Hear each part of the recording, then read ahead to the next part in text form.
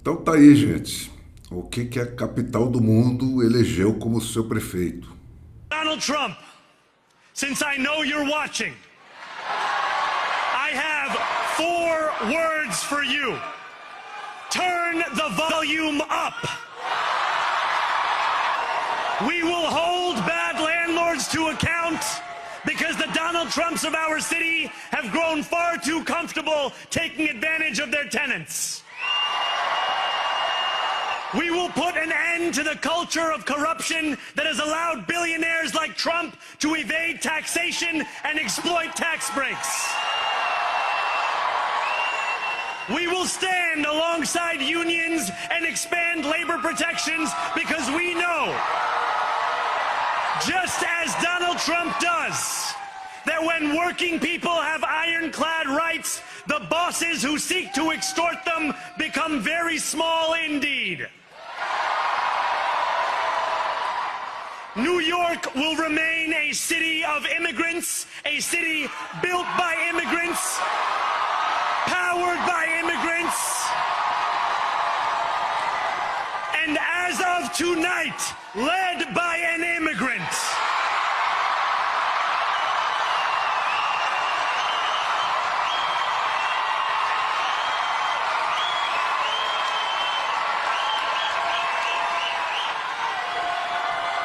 So hear me, President Trump, when I say this. To get to any of us, you will have to get through all of us. I am young, despite my best efforts to grow older. I am Muslim. I am a democratic socialist. And most damning of all, I refuse to apologize for any of this. Uau! É uma mistura de Pablo Marçal com Guilherme Boulos. E os americanos, que são novatos no assunto, gente, estão vivendo aquela adolescência ideológica, né, que nós e a Europa passamos lá pelos anos 50, 60 e 70 do século passado. Eles ficam teorizando, fazendo elucubrações acadêmicas sobre socialismo, né, se matam pela causa, como se ela fosse mais que uma mera técnica de tomada do poder, como todos nós aqui desse lado do mundo já estamos carecas de saber que é. Mas aí, né, para trazer os pés de volta para o chão, cabe lembrar que na raiz de tudo está o bom e velho custo de vida. A política da unaffordability, como ela está sendo chamada lá nos Estados Unidos, veio resgatar a esquerda americana lá do beco sem saída do wokeismo, né, do qual os candidatos democratas estão saindo discretamente pela porta dos fundos. Né. Foi esse o discurso que elegeu o Mandani, né, em Nova York, e essa Abigail Spanberger, governadora da Virgínia, Mickey Sherrill, New Jersey e vários outros por lá, pelo país afora. Até republicanos, né, concorreram com esse tipo de discurso. Né. A tradução de unaffordability é carestia, né, e ela resume perfeitamente o lado concreto de toda essa vã filosofia aí. A dos millennials, né, é a primeira geração de americanos que ganha menos que os pais deles. Eles estão vivendo a primeira marcha ré da história deles e não se conformam com isso. É disso que se trata. Né? E o que é pior, estão vivendo essa marcha ré no meio da mais feérica abundância da economia americana, medida como um todo, né, mas que se traduz em fortunas obscenas, né, em um lado da equação e em horizontes cada vez mais estreitos no outro. Esse gráfico resume bem a história desses Estados Unidos aí pós-revolução antitrust. Tirando as 7 gigantes, Apple, Microsoft, Amazon, Nvidia, Alphabet, Meta e Tesla, do índice das 500 maiores empresas americanas, o que se constata é que o resto, que representa a multidão, anda de lado, né? Enquanto elas sobem cada vez mais verticalmente. Cara, os millennials nasceram resolvendo qualquer problema na hora, quase instantaneamente, apertando um botão. O Mandani é isso aí. A vida tá cara? Tabelamento de aluguel, supermercados estatais, comida subsidiada, ônibus grátis e etc. Né? Só porque eu quero. A internet levou o mundo inteiro para o território da realidade mágica, gente, em que nós, brasileiros, sempre vivemos. Né? Basta exprimir a vontade de que aconteça para que alguma coisa realmente aconteça. Alguma coisa não está funcionando? Vamos escrever uma lei. Né? Anule-se por decreto o efeito do defeito. Né? A conta não fecha? Basta tirar da conta algumas das parcelas que compõem essa conta. E assim é que nós vamos. Né? Mas almoço grátis resolve o problema tenebrosamente real que aquele gráfico ali ilustra? Isso faz os preços caírem ou subirem? Cara, quem viveu nos Brasis aí de Sarney a Lula sabe bem a resposta. Né? Controle de aluguel paralisa a médio prazo a indústria da construção e, com o tempo, a escassez leva à alta dos preços junto com a perda da qualidade das construções. Mas isso leva anos para acontecer. Supermercados com preços controlados operam no prejuízo para eles e para os produtores de alimentos. Né? E subsídio nada mais é do que mais dinheiro de quem já está achando a conta cara demais. Ônibus grátis levam à queda da qualidade do serviço e ao sucateamento da frota. Gente, o esquerdismo nova-iorquino aí é a doença infantil do comunismo. Aquela expectativa vã de chegar ao destino sem ter que percorrer o caminho. Até o Lenin já sabia que isso era uma furada. Até a Rússia soviética cobrava pelo transporte público. Mas nesse novo mundo aí de satisfações instantâneas, todo mundo é hiper impaciente. E ninguém fala mais em reformas reais que levam anos ou até décadas para produzir os seus efeitos todos, especialmente quem precisa de votos para hoje. E quando a gente olha lá fora, gente, tudo é enormemente desproporcional. Nova York e os subúrbios de Nova York, né? Os arranha-céus das grandes corporações e as ruas. E essas diferenças intransponíveis sugerem caminhos opostos para o país.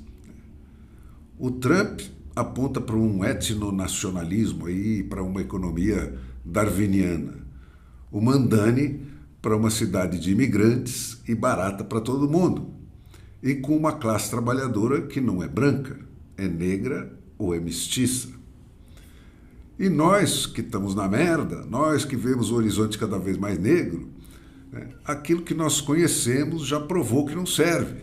Basta olhar para como nós estamos. É isso que passa na cabeça dessa geração dos americanos. Gente, os perigos envolvidos na temeridade falastrona aí do Trump explicam as esperanças investidas aí nesse desconhecido Mandani. E o que é pior, é que ele acaba de provar que esse esquerdismo tão desenfreado quanto inconsequente pode sim vencer o Trump. Estava lá no discurso da vitória do Mandani. Se alguém pode mostrar uma nação traída pelo Donald Trump como derrotá-lo, esse alguém é a cidade que o produziu. E é aí que mora o perigo, gente. Pode-se vencer o Trump com a fórmula errada, como só se perceberá depois que se experimentar essa fórmula inteira. O Partido Democrata, que vinha dividido entre valores americanos e valores anti-americanos, vai processar esse fato como? O centro vinha se comportando como um não-Trump, mas vai partir depois dessa prova para um anti-Trump? É provável que sim. E os republicanos? Eles tinham lá um Andrew Cuomo, como alternativa, aquele que perdeu as primárias, coitado. Ele se apresentou como um remendo independente na última hora e teve aquele tipo de apoio sempre desaforado do Trump de que todo Lula gosta, né?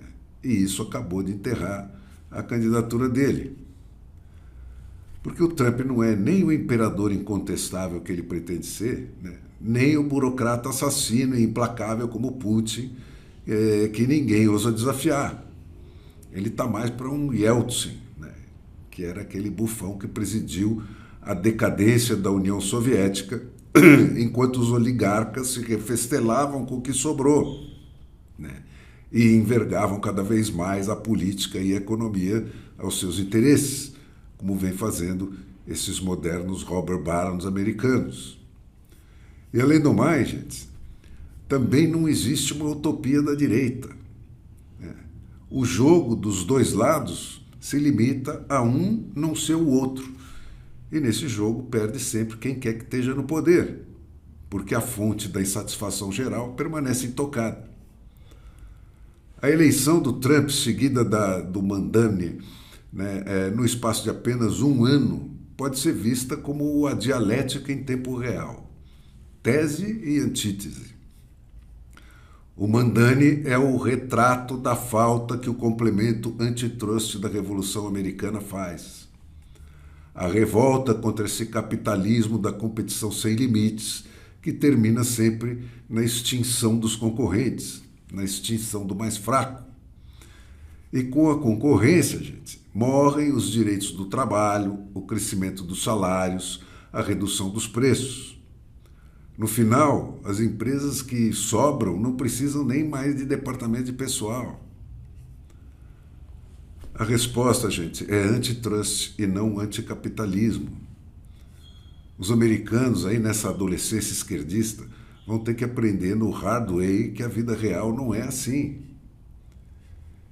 Eles esqueceram o mais subestimado dos filhos de Nova York, que foi o Theodore Roosevelt, né? E estão colhendo o que ele evitou que continuasse sendo plantado lá na virada do século XIX para o século XX.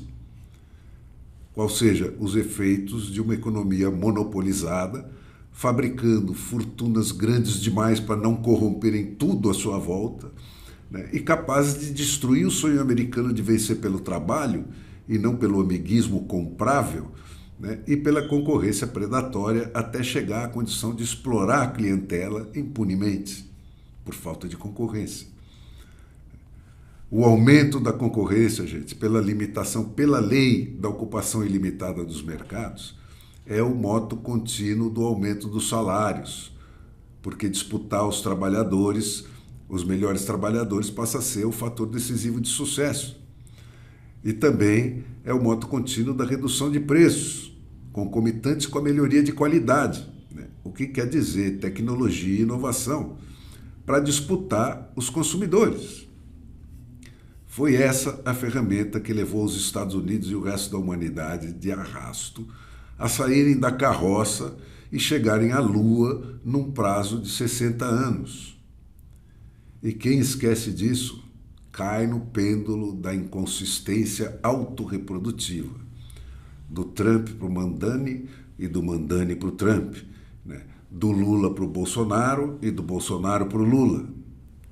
E da capo, de novo, e de novo, e de novo.